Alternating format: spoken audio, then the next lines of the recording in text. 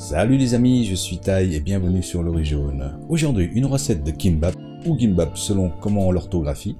Originaire de Corée, cette spécialité est inspirée des maki-sushi japonais, plus gros, et de farces qui peut varier de la viande bulgogi au thon mayonnaise. En ce qui nous concerne, nous allons vous le proposer avec du navet saumuré, étiqueté souvent radis en saumure, de la carotte, du concombre, des épinards, des œufs, du jambon, du surimi, de riz type riz japonica ou riz à sushi si vous voulez, de feuilles de nori, de l'huile de sésame et des graines de sésame. Pour les quantités, vous le savez, reportez-vous à la description. Nous on y va tout de suite pour la petite préparation. Pour la cuisson de riz, nous allons utiliser un autocuiseur et rincer le riz 2 à 3 fois, voire plus, jusqu'à ce que l'eau soit claire. Et si vous n'avez pas de cuiseur à riz, je vous mets la recette dans la description pour une cuisson à la casserole. Puis, le mettre en cuisson. Pendant ce temps, taillez 10 cm de concombre en bâtonnets d'une largeur d'1 cm et d'une épaisseur aussi d'1 cm.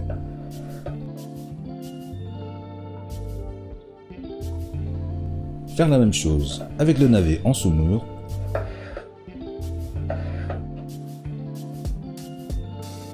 Coupez la carotte en julienne.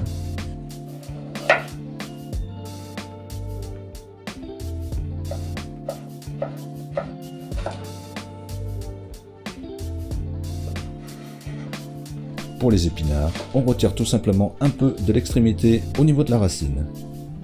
Et battre les œufs.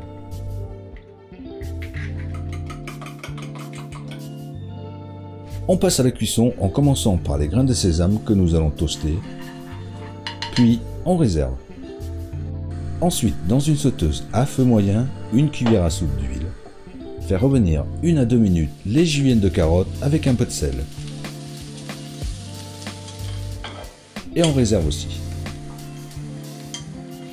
Faire 2 fines omelettes, sans trop les colorer.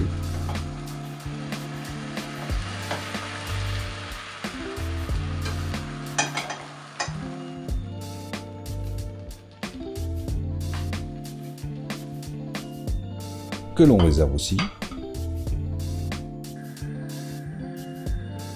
Dorer les tranches de jambon.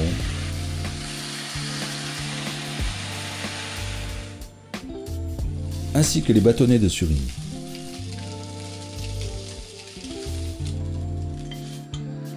Blanchir ensuite 30 secondes les épinards. Les déposer dans l'eau froide afin de stopper la cuisson et bien les essorer. Ensuite, on les dispose dans un saladier, y ajouter le sel, l'huile de sésame et bien mélanger. Détaillez l'omelette en lanières de 2 à 3 cm de largeur. La même chose avec le jambon.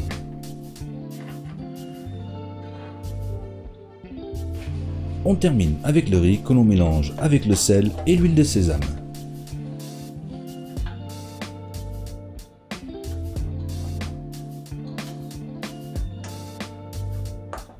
Pour la confection des kimbap et pour bien les former, nous allons nous aider d'une natte dédiée. Et si vous n'en possédez pas de panique, je vous donne l'astuce après. Pour la feuille de nori, il y a un côté lisse et un côté rugueux. Donc on dispose le côté lisse vers le bas, étaler environ 140 g de riz en prenant soin de laisser une marge de 5 cm environ. Déposez les bandes d'omelette au centre du riz, le surimi dessus, les lanières de jambon aussi, le concombre sur un côté, le navet de l'autre, les juliennes de carottes dessus et les épinards. Roulez délicatement comme si vous rouliez un rouleau de printemps en pressant légèrement vers l'intérieur jusqu'à la marge.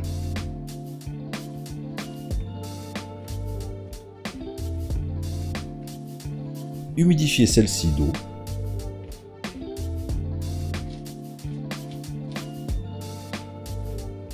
Finir le mouvement.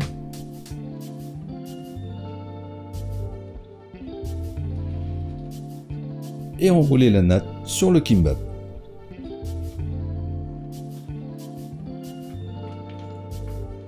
exercer de légères pressions pour former un cylindre régulier.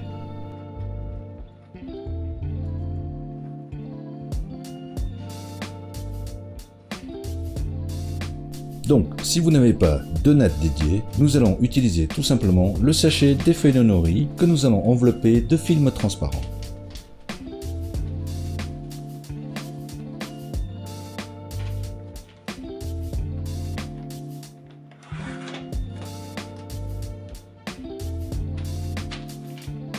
Et il suffira de déposer la feuille de nori côté lisse vers le bas, étaler le riz en laissant la marge,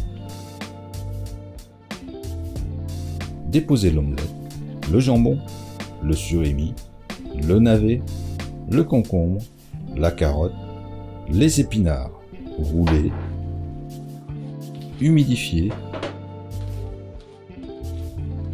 finir de rouler et envelopper du sachet. Presser. Et voilà. Mais avant de les déguster, on badigeonne d'huile de sésame le dessus du kimbap, parsemé de grains de sésame, découpés en rondelles avec une épaisseur d'1 cm environ, dressé et dégusté. Comme je l'ai dit en intro, on peut remplacer certains éléments, par exemple retirer du surimi ou du jambon et les remplacer par du bœuf bulgogi, 100% coréen, recette dans la fiche, ou alors mettre en plus du kimchi pour plus de piquant.